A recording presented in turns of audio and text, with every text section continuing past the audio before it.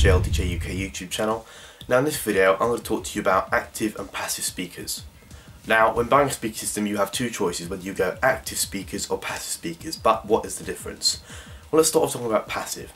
Now when you set up passive speakers you have your two speakers, but you also need to have an external amplifier like this.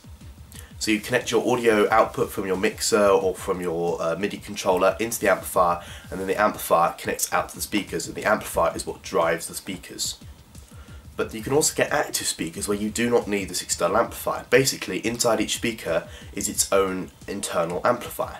So all you do is you go straight out of your audio output or MIDI controller and straight into the back of the speaker, and the amplifier is built into the speaker, and then you get your sound. So what are the advantages to active speakers? Well, you've got to carry a lot less from gig to gig. You don't have to carry a heavy amplifier with you.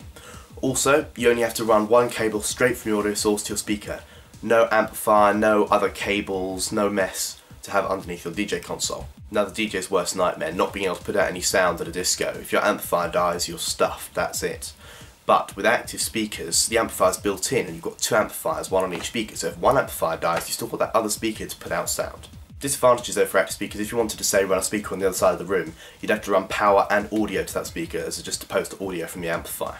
But there is an advantage to having this, is that you can also run these speakers wireless. And many DJs out there, you can look this up on YouTube, have been starting running wireless speakers, where you use the wireless mic transmitters and receivers to send the audio signal to the speaker. And this works very well if you want to have speakers all around the room, saves you running loads of cables.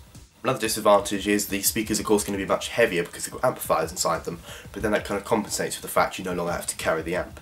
The final disadvantage is that active speakers tend to cost a little bit more money to buy than passive speakers. So there you go, I hope I've made it a bit clearer for you on active and passive speakers. I'm currently using an active system. I use the RCF Art Series 312As. They're fantastic speakers, I can very highly recommend them. And I prefer using active because it's much easier to set up and a lot less to carry around with you. So there you go, hope you enjoyed this video, thanks for watching.